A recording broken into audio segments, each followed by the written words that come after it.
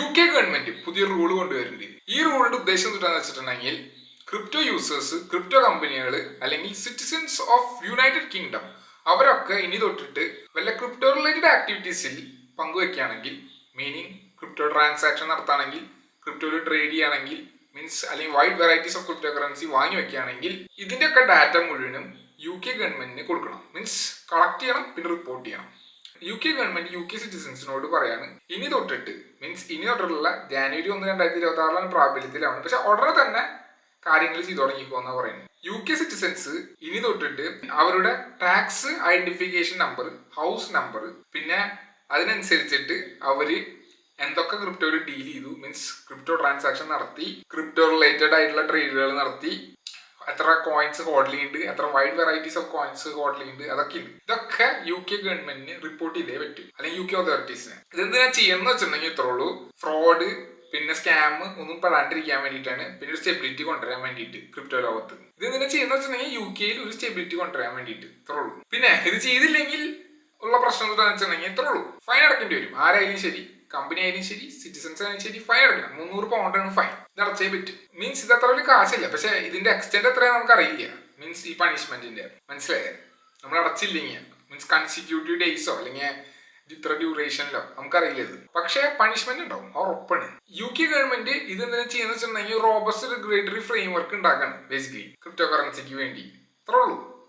ഈ പുതിയ റൂൾ പാർട്ടാണ് എന്തിന്റെ, UK's integration of the organisation of economic crypto asset reporting framework. അത് എന്തിനാന്ന് വെച്ചിട്ടുണ്ടെങ്കിൽ ട്രാൻസ്പാരൻസി കൊണ്ടുവരാൻ വേണ്ടിയിട്ട് ക്രിപ്റ്റോ ആസറ്റ് റിപ്പോർട്ടിംഗിൽ. ഇത്രയുള്ളൂ. പിന്നെ UK ചാൻസലർ റേച്ചൽ റീവ്സ് ഒരു ഡ്രാഫ്റ്റ് ബില്ല് ഇൻട്രൊഡ്യൂസ് ചെയ്തിട്ടുണ്ടായി ഏപ്രിലിൽ. എന്തിനാന്ന് വെച്ചിട്ടുണ്ടെങ്കിൽ ഈ ക്രിപ്റ്റോ കമ്പനീസിനെയും ക്രിപ്റ്റോ യൂസേഴ്സിനെയും പിന്നെ ബ്രോക്കർ ഡീലേഴ്സിനെയൊക്കെ റെഗുലേറ്ററി റീച്ചിൽ കൊണ്ടുവരാൻ വേണ്ടിയിട്ട്. എന്തിന്?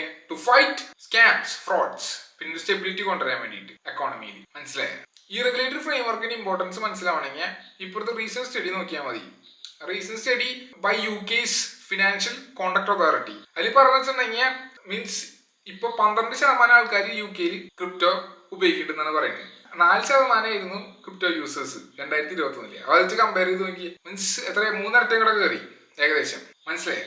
Means adult owned crypto users ആയിട്ട് പറയുന്നത്. മീൻസ് 2024 12% എന്ന് പറയുന്നത്. അപ്പൊ അത്ര രീതിയിൽ വികസിച്ചു, മീൻസ് ഡെവലപ്പ് ചെയ്തു ക്രിപ്റ്റോ. മനസ്സിലായോ? പിന്നെ UKയുടെ റെഗുലേഷനും മീക്കയുടെ റെഗുലേഷനും വ്യത്യാസമുണ്ട്. മീക്ക എന്ന് പറഞ്ഞാൽ യൂറോപ്പിന്റെ റെഗുലേഷൻ, യൂറോപ്യൻ യൂണിയന്റെ റെഗുലേഷൻ തമ്മിലുള്ള വ്യത്യാസം എന്ന് വെച്ചിട്ടുണ്ടെങ്കിൽ യൂറോപ്യൻ യൂണിയനില് ക്യാപ്പ് ഉണ്ട് സ്റ്റേബിൾ കോയിൻ ഇഷ്യൂസിന് ബേസിക്കലി. പിന്നെ അവർക്ക് അവരുടെ രാജ്യങ്ങളിൽ, മീൻസ് രാജ്യത്തിന്റെ ഉള്ളിൽ, മീൻസ് ഫോറിൻ സ്റ്റേബിൾ കോയിൻ ഇഷ്യൂസിന് രാജ്യത്തിൽ സ്റ്റേബിൾ കോയിൻ ചെയ്യാൻ പറ്റില്ല. മനസ്സിലായി? അവർക്ക് രജിസ്റ്റർ ചെയ്തേ പറ്റും. പിന്നെ ക്യാപ്പ് ഉണ്ട് സ്റ്റേബിൾ കോയിൻസിന്. ഈ സാധനം ഇവർക്കില്ല. ആർക്ക്? UKയില്ല. UKക്ക് ക്യാപ്പ് ഇല്ല സ്റ്റേബിൾ കോയിൻസിന്. അങ്ങനത്തെ ഒരു ഇഷ്യൂ ഒന്നും ഇല്ല. റിപ്പോർട്ട് ചെയ്താൽ മാത്രം ഉള്ളൂ. പിന്നെ അവർക്ക് രജിസ്റ്ററും ചെയ്യണ്ട.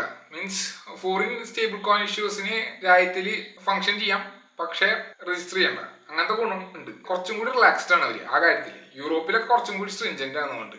ഇതാണ് UKയിൽ സംഭവിച്ചുകൊണ്ടിരിക്കുന്നത്. എന്നെ സംബന്ധിച്ച് നോക്കുകയാണെങ്കിൽ എനിക്ക് വലിയ സീനൊന്നും ഇല്ല. കാരണം വെച്ചിട്ടുണ്ടെങ്കിൽ നമ്മളിപ്പോഴും ഫ്രീ അല്ലേ. ബേസിക്കലി നമുക്ക് ബൗണ്ടറീസ് ഇല്ല. മീൻസ് നമ്മള് തോന്നിയ പോലെയൊക്കെ ട്രാൻസാക്ഷൻ ഒക്കെ നടത്തി പോകും. അതൊക്കെ അത്രേ ഉള്ളൂ. മനസ്സിലായ? മീൻസ് റിപ്പോർട്ട് ചെയ്യണില്ല, ഒന്നും ചെയ്യണില്ല എന്നൊക്കെ രീതിയില്ല.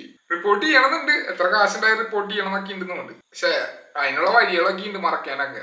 ഇത് എത്ര കൊണ്ട് സക്സസ് ആവുമെന്ന് പറഞ്ഞാൽ എനിക്കറിയില്ല. പക്ഷെ എന്നാലും എനിക്ക് തോന്നുന്നു പൊതുജനം ടാക്സ് ഒക്കെ റിപ്പോർട്ട് ചെയ്യുന്നതാണ് എനിക്ക് തോന്നുന്നത്. ടാക്സിന്റെ കാര്യമൊക്കെ കുറച്ചും കൂടി സ്ട്രിഞ്ചന്റ് ആയിരിക്കും. മനസ്സിലായോ?